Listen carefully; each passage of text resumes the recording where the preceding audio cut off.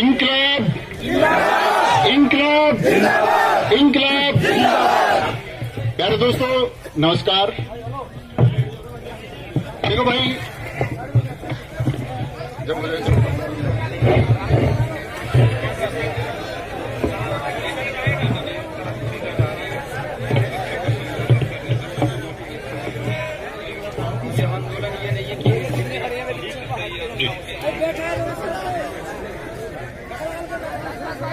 एक बार सारे साथी अपने दोनों हाथ उठा के बता देंगे कि मेरी आवाज पिछली पंक्ति तक भी पहुंच रही है।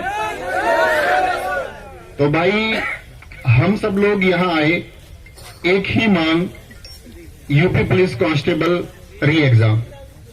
और दोस्त, जब इसको नाम दिया गया यूपी पुलिस री एग्जाम सत्याग्रह, तो सबसे पहले तो आपको सत्याग्रह का अर्थ समझना होगा।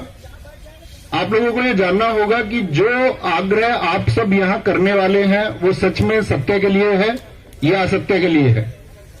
तो एक बार बताएंगे, ये सत्य के लिए है कि असत्य के लिए है? तो सत्य के लिए आग्रह है, तो इसका मतलब है सत्याग्रह कोई भी हो उसको चलाने के लिए एक बहुत अनुशासन की आवश्यकता है। कल भी मैंने लिखा कि किसी ने कहा क्या हजारों की लोग या हजारों की भीड़ भी पंक्तिबद्ध हो सकती है? तो हमने कहा हां, हो सकती है। तो सबसे पहले तो इसका एक सर्वश्रेष्ठ नमूना हम यही दिखाएंगे कि अभी आपके सामने जो पहला छात्र बैठा हुआ है उसके पीछे सब पंक्तिबद्ध हो जाएंगे, पहले छात्र के पीछे, ताकि बीच में एक पंक्ति रहे कि आपको किसी को पीछे से निकल के आगे आना है तो वो आगे आ पाए, और आगे से निकल के किसी को पीछे जाना है तो वो जा पाए।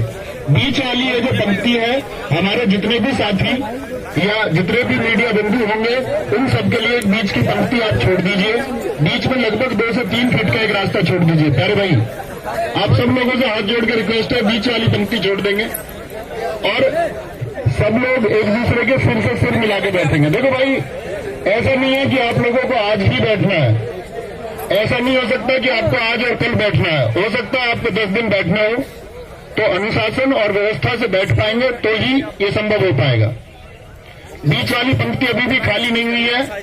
तो जिस तरह यदि आप हमारी बात नहीं मानेंगे तो मुझे नहीं लगता कि आप किसी की बात भी मानोगे, और किसी की बात नहीं मानोगे तो कुछ होने वाला है नहीं। भाई, मैं अपनी भाषा में बोलूं, मफलर बांधे बैठा, साइड में क्यों ना हो, ये बीच वाली लाइन छोड़ दो प्लीज।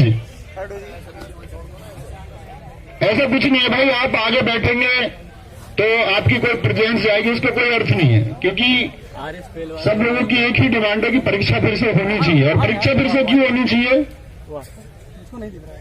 परीक्षा फिर से इसलिए होनी चाहिए क्योंकि लाखों करोड़ों लोगों के सपनों को रौंदा गया है और खुले आम रौंदा गया है। घंटे पहले परीक्षा देके, घंटे पहले प्रश्न पत्र देके उन सारे छात्रों को जिन्होंने 4 वर्षों तक निरंतर मेहनत की, ऐसे बहुत सारे छात्र उस रेस में उनसे आगे निकल गए जिनको 4 घंटे पहले पेपर मिल गया। और पेपर मिलने के साक्ष्य विवेक सर ने मिलिंदपुर बीजेपी, जो सबसे पहले वहां पर आपका ट्विटर पर उन्होंने शेयर किया, विवेक सर ने सबसे पहले आप लोगों को इसके बारे में अपडेट किया। अरुण सर्विस ने उन्होंने अपने टेलीग्राम पर अपडेट किया।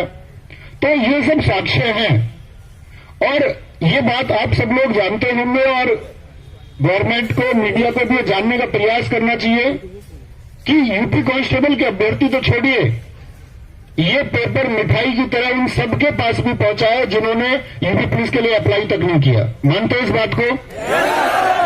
ये पेपर हम पढ़ाने वाले अध्यापकों तक भी पहुंचा है और गांव देहात के एक अनपढ़ व्यक्ति तक भी ये पेपर पहुंचा है जिसका पेपर से कोई वास्ता नहीं है। तो ये मांग साथी या किसी भी प्रकार का लॉलीपॉप या किसी भी प्रकार का बहाना मेरे द्वारा, अन्य किसी के द्वारा, या कोई एक झूठा आश्वासन आपको बीच में, आपके इस संघर्ष के रास्ते के बीच में यदि दिया जाता है तो आप क्या उस लॉलीपॉप को स्वीकार करेंगे? हमको इसके लिए मांग तब तक बरकरार रखनी है जब तक एक ऑफिशियल स्टेटमेंट आपका भर्ती बोर्ड की साइट पर या गवर्नमेंट के द्वारा या किसी जो पीठासीन व्यक्ति है उनके द्वारा कोई स्टेटमेंट आए और एक आश्वासन दिया जाए कि हां ये मानना पड़ेगा कि भर्ती में धांधली हुई है, और धांधली नहीं, ये अत्याचार हुआ है। एक छात्र जिसके सपने हैं